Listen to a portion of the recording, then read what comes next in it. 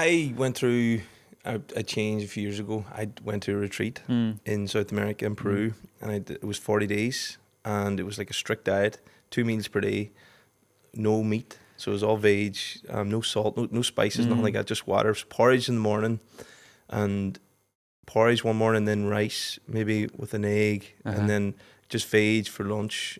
It was like a psychedelic retreat that I went with ayahuasca, but that was also part of the diet. But one of the biggest lessons that I learned in that time was my relationship with food. Because I only had 2 meals per day, wasn't eating a lot, I was losing a lot of weight. It really taught me how to be mindful about eating. So like normally I'm just like get in as quick as I can. But because it was all I had, it was the most exciting part of the day.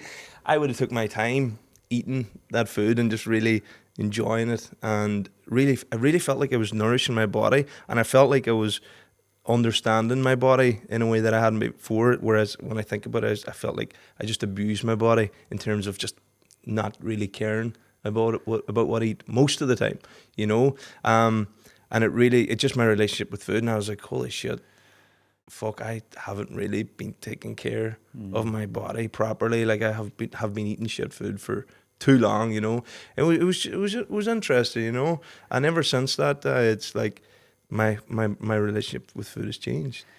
Yeah, and I think, Ryan, don't be sore on yourself or anybody for the past and say, "Jeez, like I used to all these takeaways and that's how I live." We're human, Do I have a takeaway? Of course I do. And if I go in to collect it, like sometimes locally, guys, God, I didn't expect you to be in here. I'm like, well, like we're human, so we will, and we are addicted to that kind of. I won't say fatty foods, but we're addicted to those taste buds that make food work and the trickery of it. That has that return factor to us and go, God, that was a really good Chinese, or it was a really good Indian.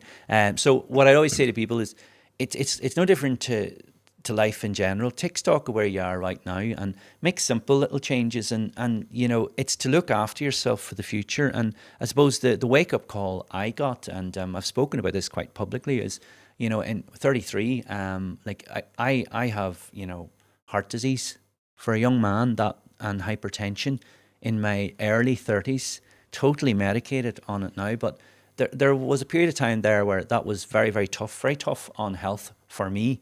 But the upside to that is that I had the skills to be able to actually fuel a lot of the rehab that was required and needed, and muscle damage that was done to me and things like that. So it's still there, and it's now about keeping the risk factors down, and the best way to do that for me is lifestyle, more importantly. So the encouragement I would give you and give others listening is, what do you want? What are you setting out to achieve? Is it a calmer mind? If so, then there is mindful aspects that we can add into our food. And that is, a very quick example I'll say to that is, I often say to people, how many colours was on your plate last night? And people are like, Jesus, I haven't a clue. But you'll know tonight, because you're going to go and you're going to go, okay, I've got green, I've got a little bit of red meat there, it's a bit caramelized and brown. But just taking note of those colours is mindful eating. And then say to yourself, what are the textures? If the veg is boiled versus the potato being roasted versus the steak being caramelized or, barbecued, or maybe it's a slow cook, well, then there's textural. And then after that, you start to enjoy and pick up the flavors, because understanding flavors is very important to enjoying food. And if you can get to the stage where just that change of the colors and mindful eating slows you down, and slowing that down in how we consume it, it's just better for your body overall. And the other big thing I'd say to people is just take a look at your portion size, because we do overeat. There's no doubt about it. Your body does not need the big dinners that I suppose we were reared on and glad to get back then. But that was 3 meals a day back then. It's no longer that. We're now consuming 5 a day. Think about it like brunch. We love, we'll go out 10 o'clock on a Saturday morning. That first breakfast we had doesn't seem to be enough anymore. We're not happy with that. So we might get access to a scone, coffee in our hand. Most of the time we have snacks in our hand, like whether it's from a water to peanuts to fruit, again, depending upon your choice. But we seem to think we need more food, and I'm not so sure we do. I would just say that to people is, look at your portion sizes, be mindful, look at the colours, look at the textures, and then see how you're going to enjoy that food. And we'll talk in a while maybe about developing flavours and the importance of that, because cooking techniques can develop flavours. And those are simple little changes that you or I can make. And for me, I need to remind myself of that, all the time. And I'm not going to be reappearing for Bert and hurling or Gaelic. Why not? And I know that for my age, but I also know, that I want to be fit and well. I want to be the best version of myself that I can be, and we all can be. And I think central to that is the food, the store cupboard ingredients, and also that life skill we touched upon, which is cooking. And everyone can cook, Ryan. I'm sure you can.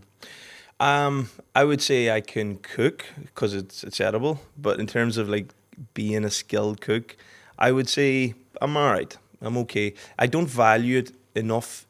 I value food I look at food as fuel. So when I eat, I want to eat a nutritious meal that's going to give me the best for my body. You know, so like I like to train, I like to work out. So I'm always thinking, okay, is this going to help me? Am I getting enough protein, carbs, and fats as well? So that's kind of how I look at food. So I'll make because I to be busy, so I kind of structure myself in a way that the food is kind of already prepped, that I can just buy it from a butcher's and stick it in the oven. It's ready in 15 minutes. And then 15 minutes, I can be doing a few other tasks.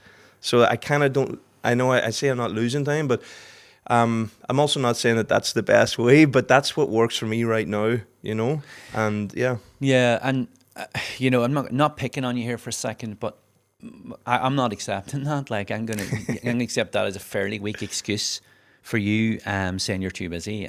So you're too busy to increase longevity in your life, because that is what food and food choices is going to do for you. And I could be raw here. I do a lot of business coaching with people, one-to-one, and I would, if this was a session right now, I would say to you, well, give me your screen time for the last week. And what would it be? 2 hours, 3 hours, whatever? It'd be a lot more. Yeah, a lot more. So what are you busy doing then? Versus cutting down a little bit of that, whether it's social media or it's watching endless reels on TikTok. Take a bit of that time out and apply that just to your weekly. Even you said you're doing a bit of batch cooking, which sounds like you are in a way, but you're getting a lot of the work done for you, the trust in butchers, the trust in added value. And it's understanding at what point of that added value is it highly processed, somewhat processed versus whole foods. So that would be my kind of session back to you today is, no, Ryan, I'm not taking that.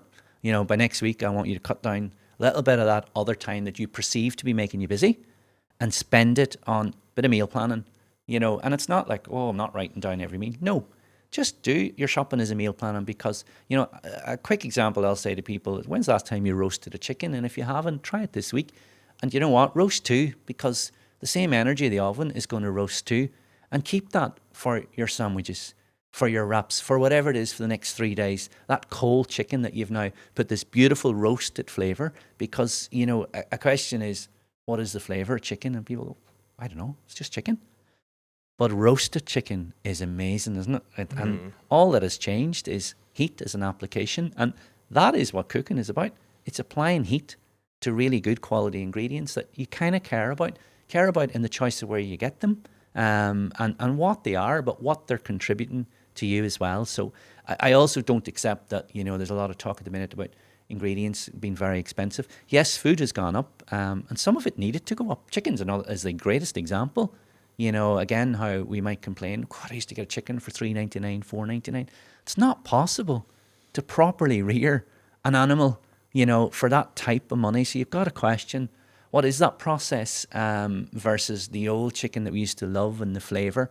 And that might be making a choice, like, for example, here in Inishowen, Noon's Chicken in Clonmany, the choice of going to them, which is a slow reared. So they're spending another, 8 to 10 days allowing the chickens to have whatever water they want, feed what they want, when they want it, rather than this kind of any forced times of when and what they need to eat. And as a result, we're getting a better chicken.